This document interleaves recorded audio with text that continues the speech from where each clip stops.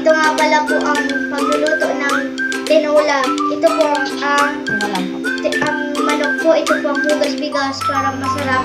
At ito po ang langis at sibuyas, tanglad, bawang, luya, at paminta. At saka papaya. Ito nga pala po ang sikretong sangkap. Chicken cubes para sumarap. So ngayon pala guys, babalatan na natin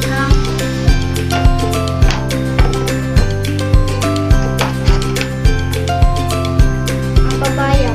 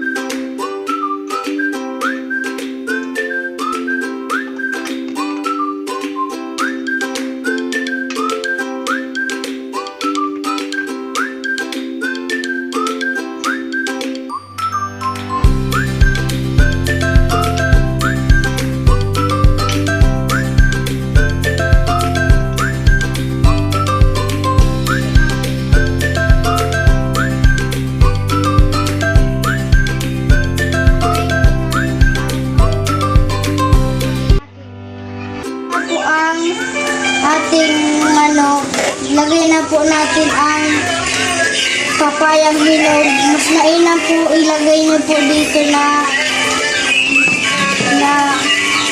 ilaw po para ito ay maganda. Ito po kasi ito na lang po yung nakuha namin sa bakura namin.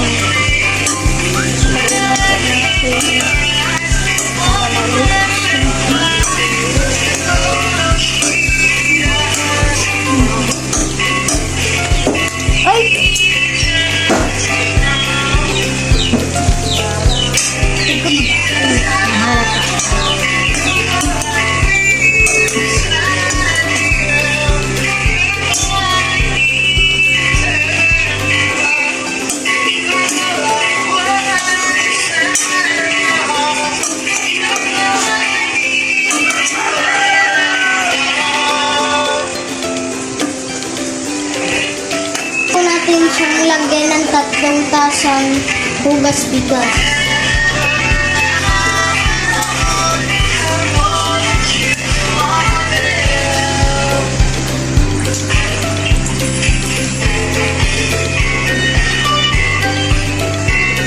Lagyan natin siya.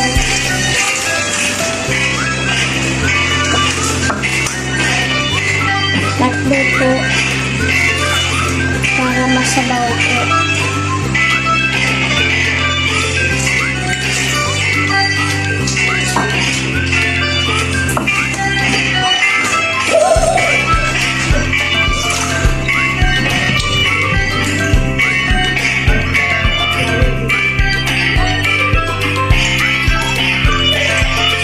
Yan, nalagay na po natin ang bigas. Lagay na ang sunod. Tanglad. Lagay na po. Tanglad. Ito. Lagay na po natin ang tanglad. Lagay na po natin.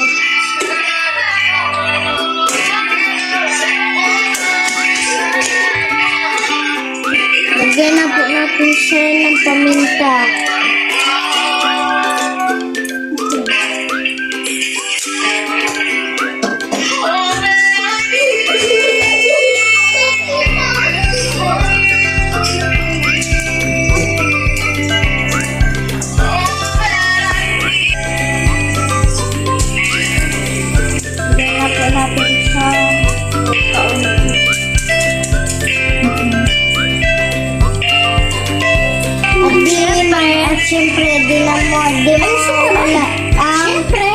Siyempre, hindi mawawala ang asin natin.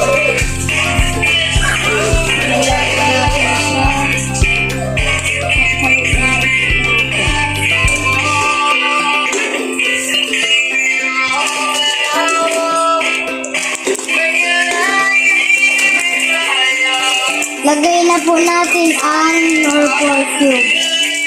Hindi pa nga po pala ito. Kalahati lang po ang lagay natin.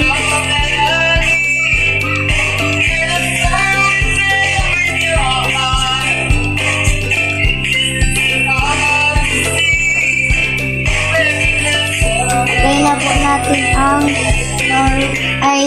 Knorr chicken cube.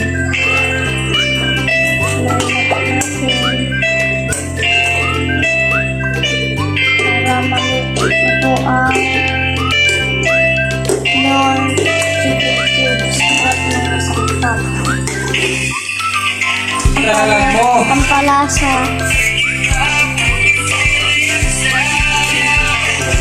May nilay. Tama na po yun at haluin po natin Kumulo. hintayin po natin kumulo.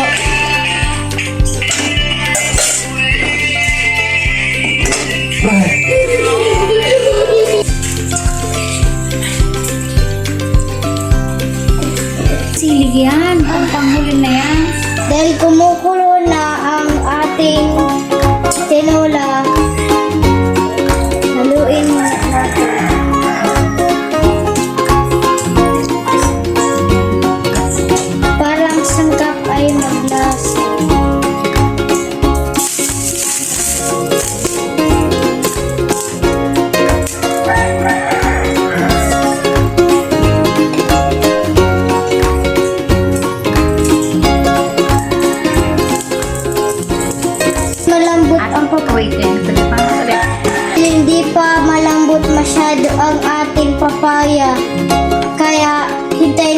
siyang kumulo na ilang minuto. Ano? Ano? Happy. Ay, ito na ang ating tinola. Dahil di dyan mawawala ang dahon ng sili.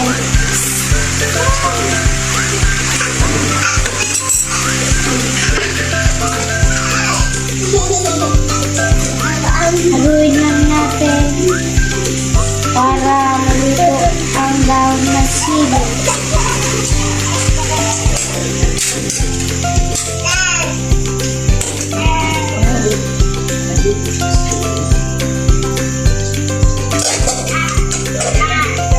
Takpan na natin ang tinola natin para pakuluin mo. Luto na talaga.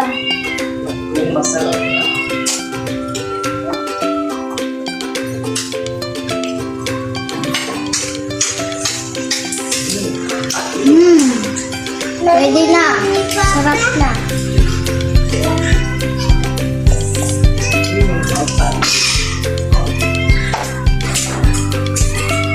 Pantulit natin. Ating tinola, patay na natin ang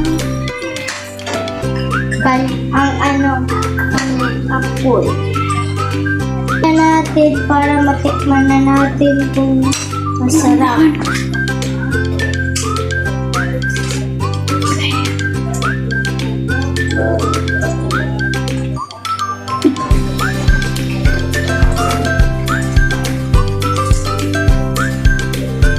Ito.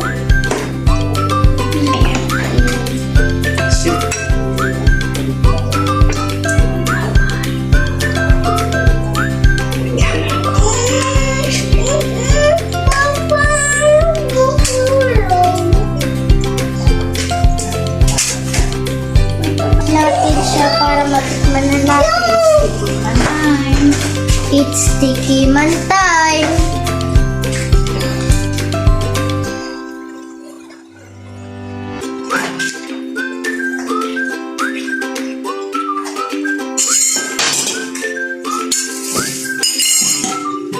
Lagay po tayo ng kanin.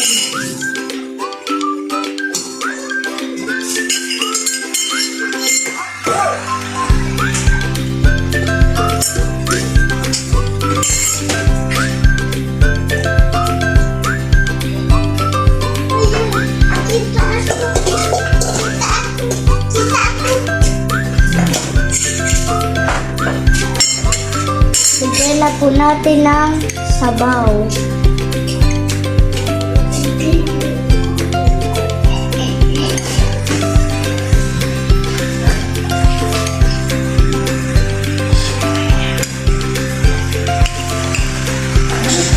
Lagay lang tayo ng